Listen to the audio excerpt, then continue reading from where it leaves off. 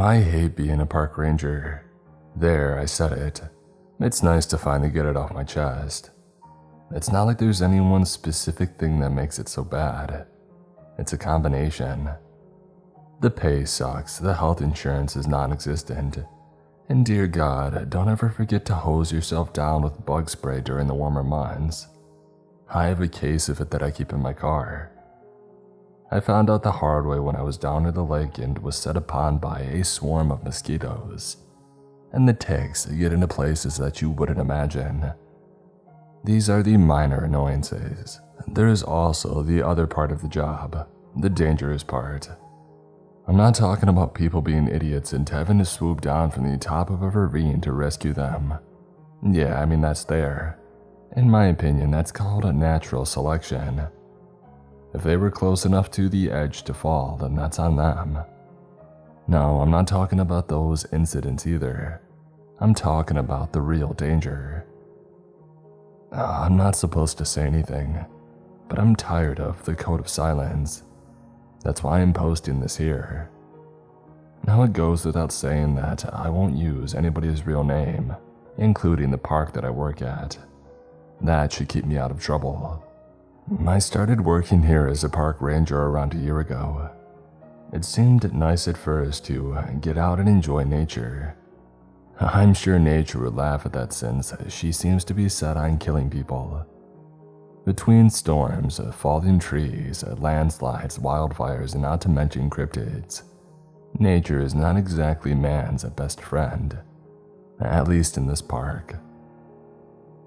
Every evening at dusk, some of us rangers drive around to the trailheads to make sure that there are no cars sitting around.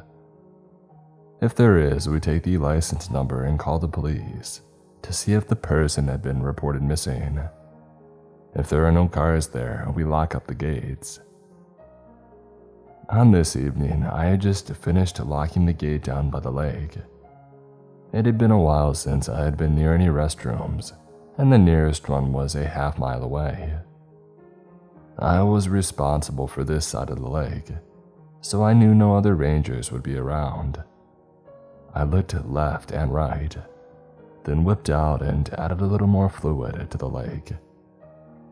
As I was relieving myself, this huge, hairy creature stepped out of the forest, around 50 feet away from me, and it approached the lake.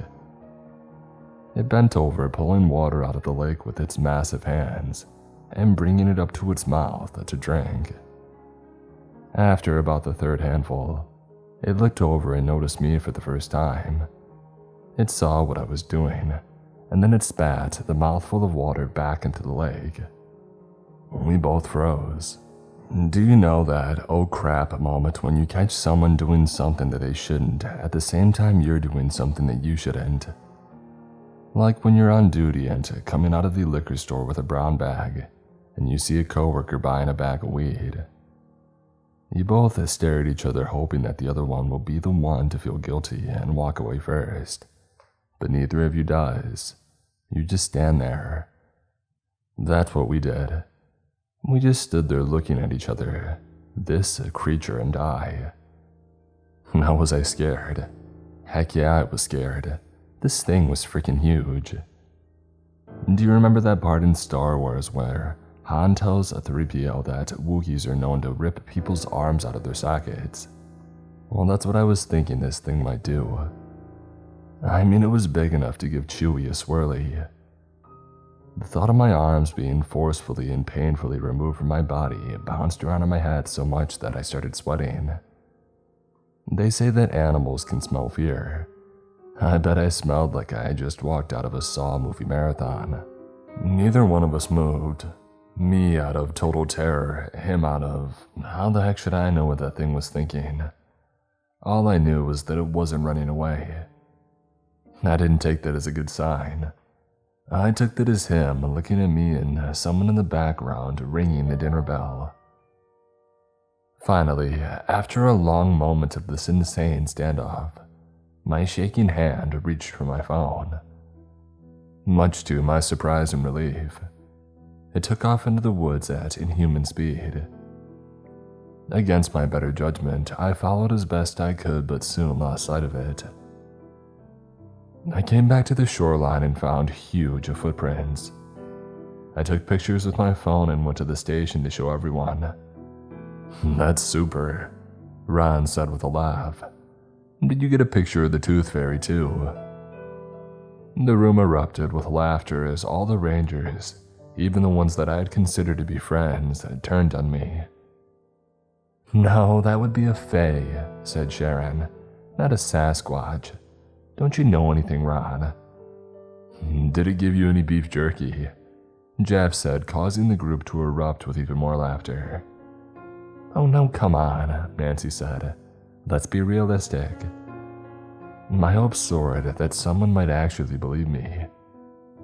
"You don't really think there's any beef in that jerky, do you?" Nancy said. My hopes crashed down again. "Hey, shut up all you idiots," Dell said, pulling me aside. "Let me see that phone." I handed it to him, feeling my hopes rise again. He looked through the pictures one by one. His face was set. I couldn't read his emotions. He didn't seem to react with surprise or disbelief. When he was done looking through them, he scrolled back and deleted every picture that had anything to do with the creature. "What the heck?" I said, grabbing my phone. "I'm doing you a favor," he said. "You don't want to go down that road. It only leads to bad things." I stared at my phone in shock. I couldn't believe that somebody that I had trusted, someone that I looked up to, the most senior ranger in the station, he had just destroyed evidence of this mythical creature's existence. But it was real. I saw it. Chuckles sounded from around the room. Dell turned and silenced them with a look. "Why don't you take tomorrow off and get your head clear?" he said. I found myself nodding and not really sure why, as he guided me out of the station toward my car. "Hey, enjoy yourself," he said. "Go do something relaxing. You've had a hard day." I started toward my car, Dell watching me the entire time. As soon as he had stepped back inside, I could hear another roar of laughter. I knew that it was at my expense. I got into my car in a daze. It wasn't until I looked at my phone that I realized just how violated I felt. I drove home and sat in the kitchen staring at the wall. I know that I saw it, I kept telling myself. I pondered what to do with no evidence and no one to back me up. But an idea came to me. I started looking for Bigfoot traps online.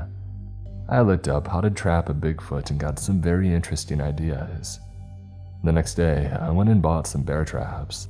When I drove to work the following morning, I got there early and quietly transferred my bear traps to the estate truck that I would be using that day. I went inside and greeted the other rangers. They all seemed aloof, holding back like they were waiting for something to happen. I rounded the corner to the lockers and found out what. My locker had been covered in Bigfoot pictures. There was even one with a picture of a naked woman and Chewbacca's head taped over hers. The caption written, it said, "Come find me, big boy." And this is why I hate people. I did my best to ignore as the titters and chuckles sounded behind me.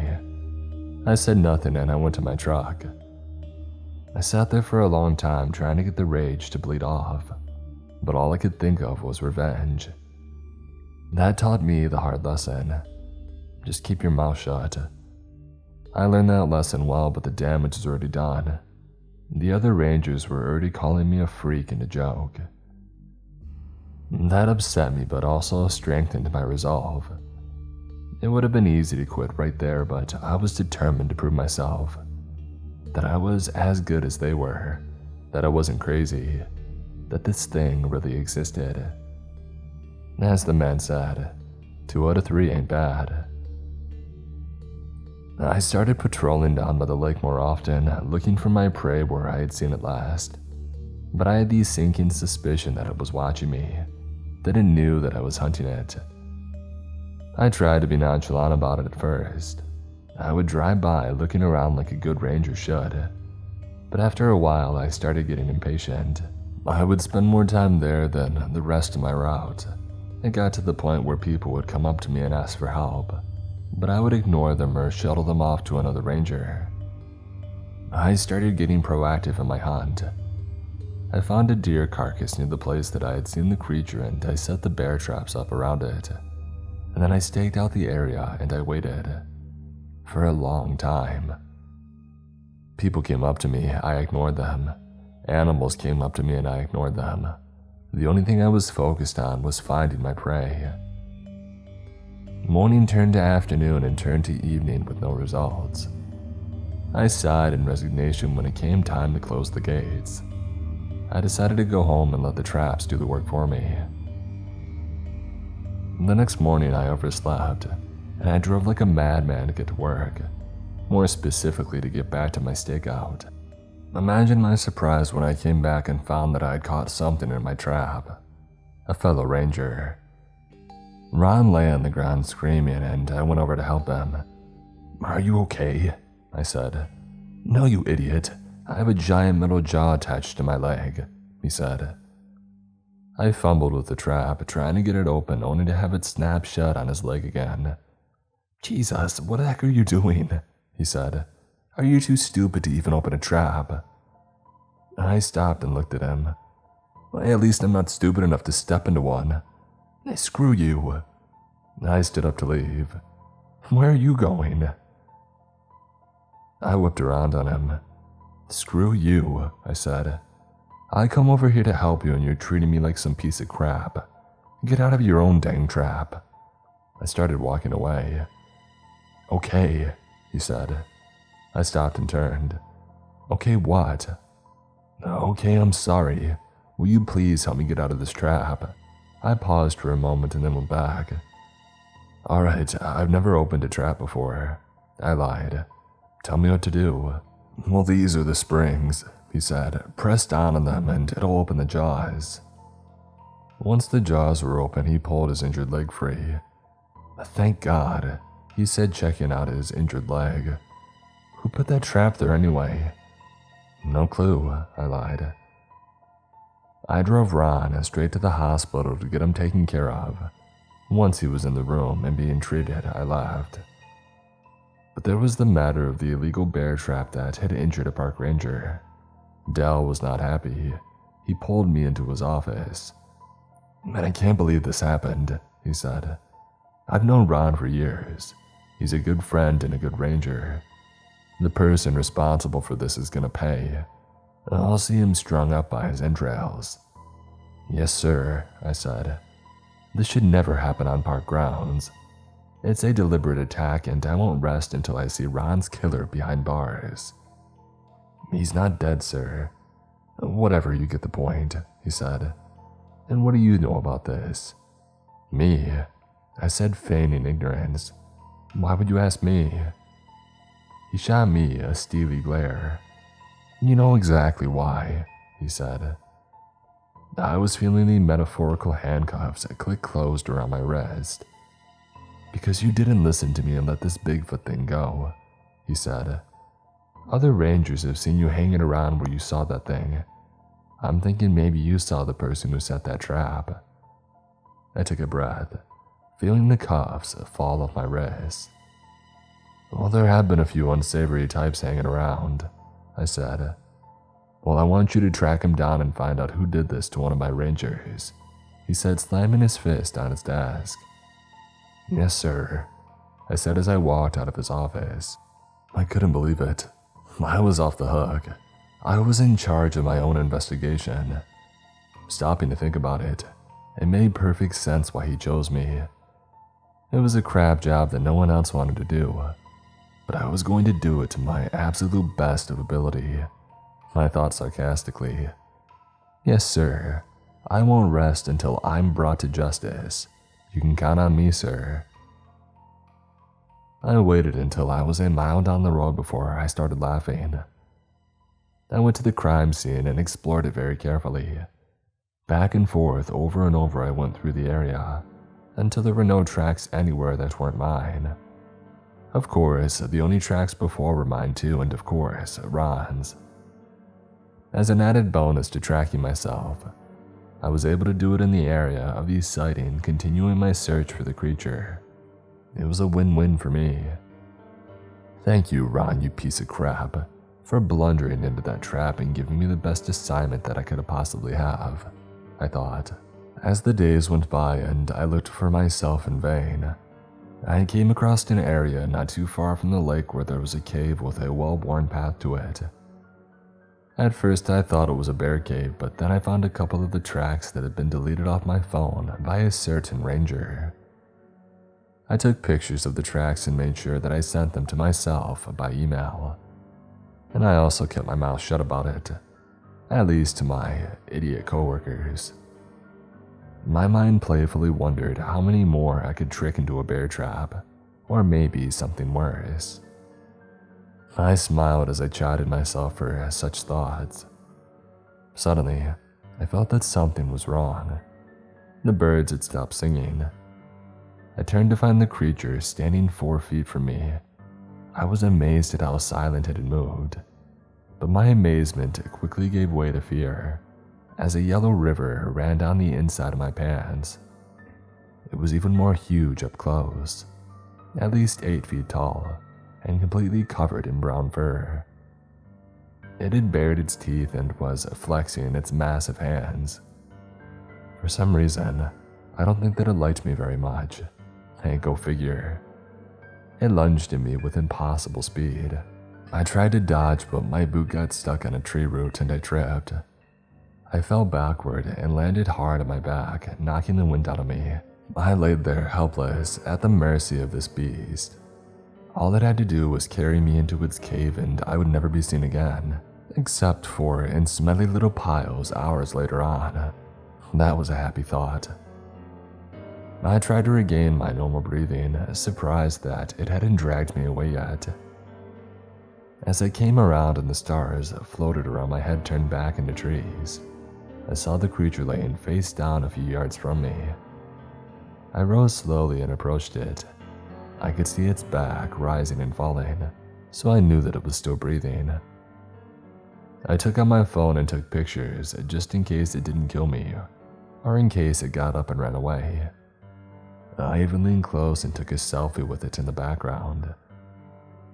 Just then, it took a slightly deeper breath and I skittered away.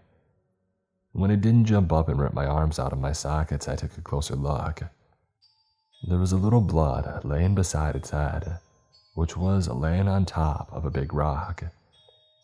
Apparently, when it had lunged at me, it wasn't counting on me falling and it dove right into the rock, and it knocked itself out cold. This was it. The golden goose had pulled a muscle in its wing while it flew over me and landed in my lap. I ran to the truck and grabbed the tranquilizer gun and a lot of netting. As I ran back, the thought of it not being there drove me to distraction. All my hard work of looking into this perfect scenario would have been for nothing. I ran as fast as I could, carrying a big net on my back, and I prayed that it was still there. When I got there, it was stirring and trying to get up. I dropped the net and fumbled with the tranq gun, nearly shooting myself in the process until I finally aimed. It saw me just as I pointed the gun at it. Our eyes locked. It was a magical moment until I squeezed the trigger and sent him back to La La Land. He probably wasn't going to be very happy when he woke up though. Plus, I accidentally shot him in the crotch. I made sure to reload the gun just in case and then tried to roll him over onto the netting. He felt like he weighed 1,000 pounds. I racked my brain on how to get him out of there and eventually came up with a solution. I backed the truck up through a half-mile of trees, leaving scratches on the sides and almost leaving a rearview mirror behind. I managed to get close enough to hook the net onto the trailer hitch. I dragged him out to the road and stopped to figure out my next move. My house was about 10 miles away. If I dragged him the whole way, all I would have left would be a Bigfoot burger. I couldn't lift him and it was after hours, so there was no one else around to help me get him into the bed. Not that I really wanted anybody else seeing him. I panned around and I found the solution. There was a small embankment about 4 feet high. I drove the truck onto it and then drove very carefully straight down it. I was terrified that I would flip the truck end over end, and that would be the end of my little adventure. But I just kept moving slowly as the front wheels touched down and kept going. Next was the tricky part. I got the back wheels on the ground and then gunned it forward and slammed it in reverse. His head was hanging over the edge when I backed up, and I accidentally pinned it between the truck gate and the dirt bank. I pulled forward a little and grabbed the netting, pulling with every ounce of strength that I had. Ever so slowly, his prone body inched forward until he had reached the tipping point and rolled into the truck's bed. When he flopped down, one of his feet hit the back window and shattered it. Great, I thought. Hey boss, when I was capturing the creature you said doesn't exist in the company vehicle, oh yeah, I broke the window. Is that covered by our insurance? I was breathing hard until I was done. I covered him with a tarp and drove away, racking my brain about where I would take him. As I was thinking, I passed a storage unit that was somewhat remote. It was just off the back road that I was on, and it didn't seem like a lot of traffic passed this way. I called up and rented a unit with my credit card and then showed up and backed the truck up to it. My cargo was starting to stir again as I arrived, so I gave it another dose of the trank and I dragged it off the truck as best I could, meaning that it flopped over and nearly crushed me. Then not at all of it was inside and I couldn't close the door, so I turned the truck around and gently pushed it inside with the front bumper before closing and locking the door. Next came the tricky part. I couldn't go on Craigslist and advertise. One Bigfoot slightly used, 50 million, or best offer. Fortunately, I knew a guy who had a cousin's brother who knew another guy's best friend, who knew someone else who might be able to get me in contact with someone who doesn't exist. I printed a few of the pictures, wrote a number with a lot of zeros in it, and sent it through the information chain. I got a phone call 2 hours later from someone who doesn't exist. He met me at the storage unit with a lot of heavily armed men dressed in black combat gear and no identifying badges. When we got there, the door was under attack. It had lots of newly formed dents in it and the sides were looking like they weren't going to hold much longer. My friend apparently had woken up and wasn't very happy with his new surroundings. I offered to open the door just an inch and hit him with another trank dart, but the man waved me off. The heavily armed gentleman worked with practiced precision. They flung open the door and threw a containment net over him as he tried to run past them. Within moments, he was incapacitated. As they carried him out, his eyes landed on me.